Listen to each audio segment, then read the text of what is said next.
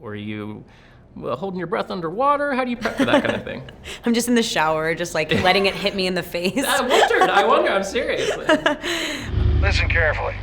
You are now 5,000 miles from land, and you're descending 7 miles to the bottom of the ocean.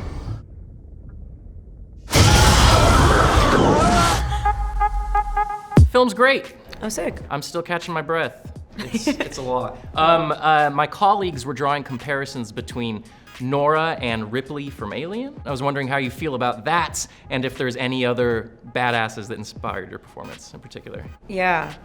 Oh man, it's the worst comparison because she's like because she is the best. I think there are certain inspirations that are pretty striking. We obviously are fans of Alien, Sigourney Weaver, even just like The Abyss, like certain sort of really claustrophobic sort of underwater movies were definitely heavily influenced the movie.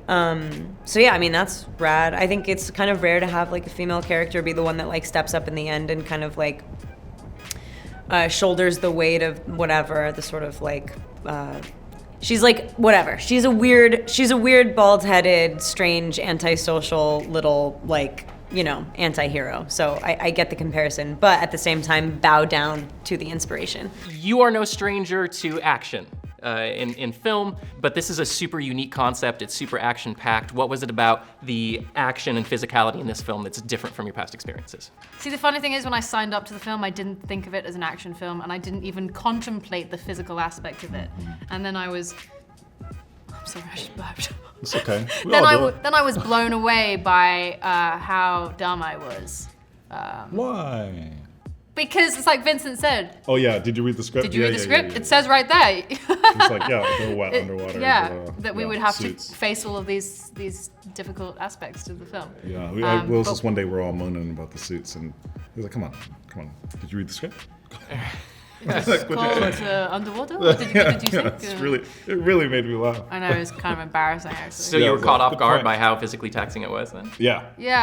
Yeah, because it's not like we're doing chase scenes or anything. It's just that those suits were so cumbersome and oddly fitting.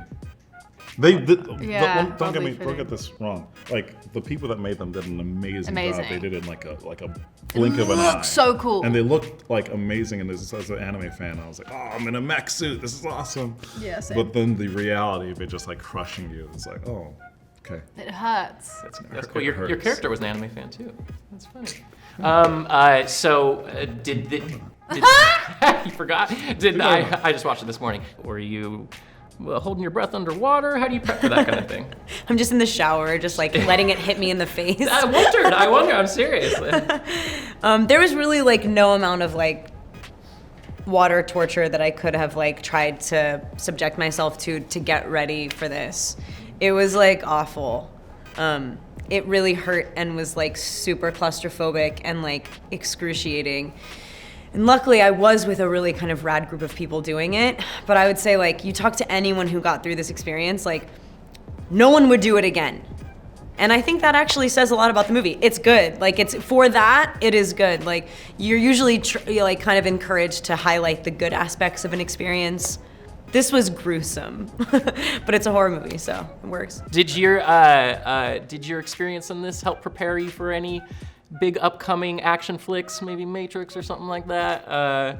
She doesn't know what you're talking about. Is this this help prepare you for any? She has no idea. I'm her publicist, by the way. So. Oh, is that right? Yeah, I moonlight as a publicist. I think that this film prepared me for life. Yeah. You know, because eventually water is gonna cover the Earth's surface. Is that right? And then I will be ready. God. You gonna be ready to be flying around on wires anytime soon, or you just dodging this? Is that dodging what? Don't know what you're talking about. She doesn't know. God, okay. That's fair. I had to try. Thank you. So I respected it. The particular look of the character, is that something that inspired your performance, that helped that process? It was a nice excuse to shave my head, to be honest. Additionally, she's working on an underwater oil rig as a mechanical engineer. She's not like fussy. You know, she's a practical girl. She's fairly Spartan. In the beginning of the movie, she's like putting on a suit that takes 15 minutes to get in and out of. She is a mysterious character initially. The movie starts off with a huge explosion. Like the trauma starts in the first 5 minutes of the movie, essentially. So the whole time you're kind of like wondering about this person. And I think having a shaved head and being so sort of like base in terms of how she takes care of herself and how she presents herself is like, who is this girl? Like, what's wrong? Like, I think the whole time I was reading the first like 20 pages of the script, I was just going like, what's wrong, Nora? Like, there's something underlying, you know what I mean? So I think the shaved head kind of was like, A, just a dope excuse to do it as a person, and then B, that it did actually really help her as a character. How important was it in this intimate environment to be working with such baller talent? That's why I wanted to do it, to Same. be honest. Yeah. I just thought it was a cool character piece, yeah. Cool character piece, but like also like, you know, the actors that we'd be working with, I was like, oh, this is like a dynamite cast. Yeah. Including you two. Thanks. Absolutely bonkers. Override it. As long as it opens, we'll be fine.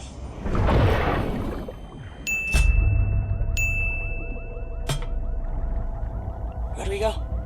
Guys, what's going on? Keep the door closed! Keep that door closed!